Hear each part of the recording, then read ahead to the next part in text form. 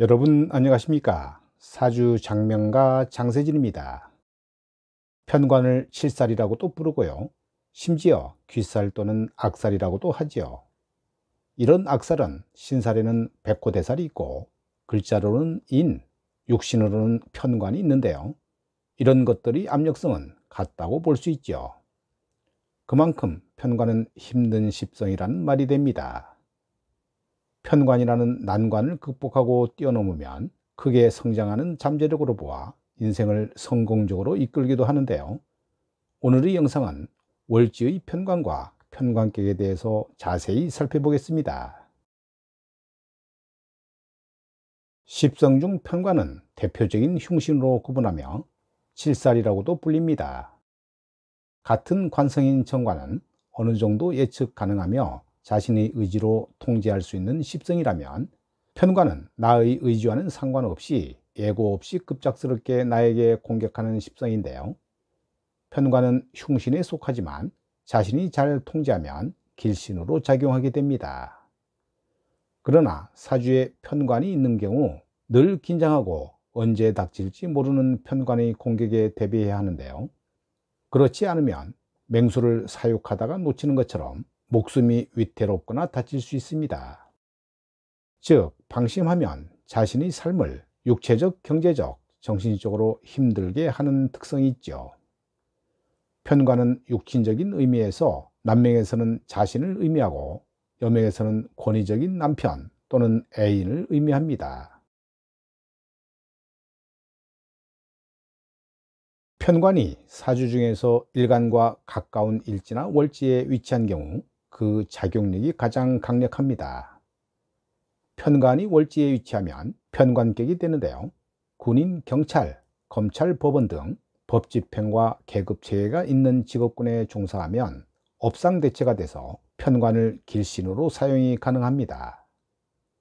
월지에 편관이 위치하면 남녀 공이 유년기에 몸이 허약해서 잦은 병치레를 하게 되는데요.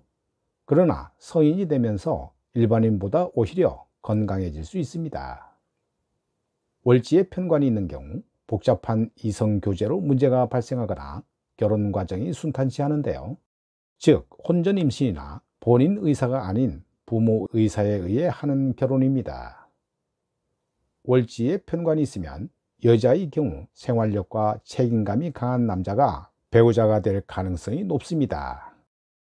그러나 융통성이 없고 빈틈없는 남편으로 인해 스트레스를 많이 받습니다. 월지에 편관이 있다는 것은 남녀 공이 직장 환경이 권위적이고 통제가 심한 조직이라는 것을 의미합니다.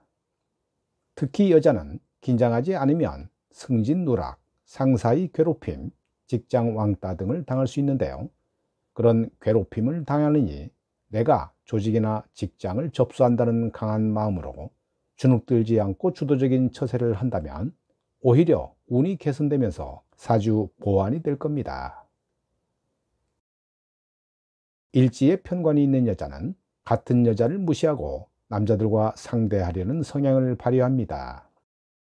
월지에 편관을 둔 사주는 직장 생활에 어려움이 많으므로 직장 생활보다는 독립된 전문 직군이나 기술 자격증을 보유하는 것이 좋은데요. 그래서 독자적으로 수입을 창출할 수 있는 프리랜서 직업군을 택하는 것이 좋습니다. 또 재물이나 부모 형제 덕이 없고 자수성가할 가능성이 높습니다.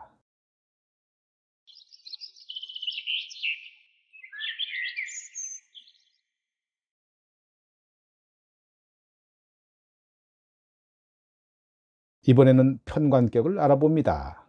편관격은 월지가 편관이거나 월지의 지장간 중에 편관이 천간에 투출한 경우를 말합니다. 긍정적인 면에서는 카리스마 넘치는 기상, 의리의 표상, 강자에 대항하고 약자를 돕는 담력, 모험심이 강한 도전의식 등으로 보고요. 부정적인 면에서는 강제적인 지배, 독재적인 경영, 성급한 성격, 자기 과시를 위한 영웅심리로 표현이 됩니다. 편관은 나를 무정하게 극하는 것으로 일간이 가장 두려워하는 십성인데요. 다 같은 관성이라도 정관이 문이라면 편관은 무에 해당하고 정관이 사무관리직이라면 편관은 생산관리직이나 영업직에 해당합니다. 편관은 총명하고 조급한 성격인데요. 편관이 간합하거나 재화되어 길명이 되면 사람이 의기가 양양하고 충성을 다하며 항상 화합하고 인내하는 사람이 됩니다. 편관은 일간을 극하게 신왕함을 좋아하고 양인 겁제, 비견을 좋아하는데요.